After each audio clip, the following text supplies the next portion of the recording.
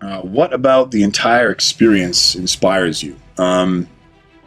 So many things. It's tough to narrow down. I suppose the most impactful one is just being able to do something that I love.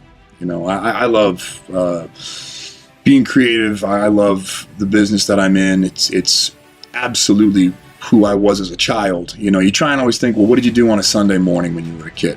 What were you doing when you weren't doing it for anything? When you were just waking up trying to have fun? What were you doing? That's what you should probably be doing with your life. And luckily, I was, putting on shows and doing theater and playing pretend. So I'm very lucky in the sense that my profession is also something that is deeply connected to the part of my life when my brain wasn't so noisy and I wasn't fueled by ego or an accomplishment or this kind of story that we're trying to tell ourselves. I was just doing it because it felt fun. So for me, it's inspiring, it's exciting, it's fulfilling to know that I get to go to work every day and get paid to do something that I consider to be extremely pure and real and beautiful. What terrifies you? This could be a long one. But that's tricky, because this is tough because I think, 10 years ago I would have said, I don't want to be scared by anything. You know what I mean? The whole notion of being scared obviously means that I'm not fully present, because if I were fully present, then I wouldn't be scared, and I would end up getting lost in this spiral of disappointment because I do have fears, and that obviously means I haven't achieved what I want to achieve because my brain still operates from an egoic manner, and the brain noise would get the best of me. So I think I'm a little more confident now saying that I'm scared of stuff, and that's okay. I'm scared that I won't get where I think I want to get. I'm scared that I won't know true happiness. I'm scared that I won't know, true beauty or love, or, but I'm okay having those fears. But I also know at the same time that those aren't real fears. I really, really believe that's the ego talking, and that's okay. Because my ego has been trained to speak for 34 years. I can't expect to all of a sudden delete it from the map today. All I got to do is, when those fears come up, recognize that those are ego-based fears. I'm totally okay with those things popping up on the radar, because they're gonna, and that's okay too.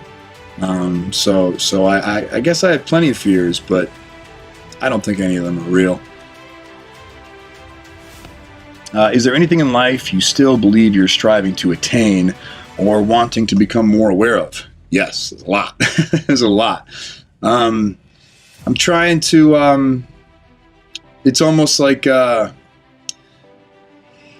first couple times I tried meditating very hard because my brain is so noisy, and maybe you get a second, 2, 3 seconds tops of sustained, still breathing and presence, and then very quickly, your brain asks, well, am I doing this? Am I thinking? I'm thinking thoughts right now, and you kind of lose it, but that's okay, and you go right back to trying to focus again, and the more you do it, hopefully the shorter intervals of brain noise will happen, and the longer periods of time where you are truly present begin to bloom a little bit.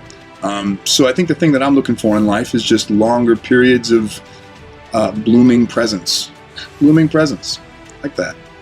Just kind of, on a daily basis, my brain is still noisy. It's still, it still is fear-based and still egoically fueled, I suppose. But like I said, I'm working on trying to, shining a light on that ego when you see it arise, and then hopefully letting it melt away. And hopefully the older I get and the better I get practicing that technique, there'll be less and less and less brain noise, and more moments of presence, where ultimately maybe I won't have to focus on it so much to achieve it. Hopefully that will kind of become the neutral state.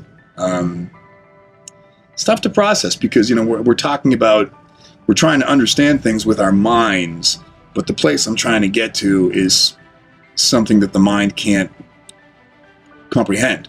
It wants to. It really wants to, but it can't. It's different languages. So so I guess this is a tricky question to answer, because what I'm saying I want is something I can't explain or process with the mind I'm using to give this interview. But I felt pieces of it, and I know it's good, and I'm chasing it, and it's worth it. So whatever that is, I guess I'm working to kind of have longer moments of that. Try and translate that. Is there any one piece of wisdom you've managed to integrate fully into your own life that you can share? Sure. Shh.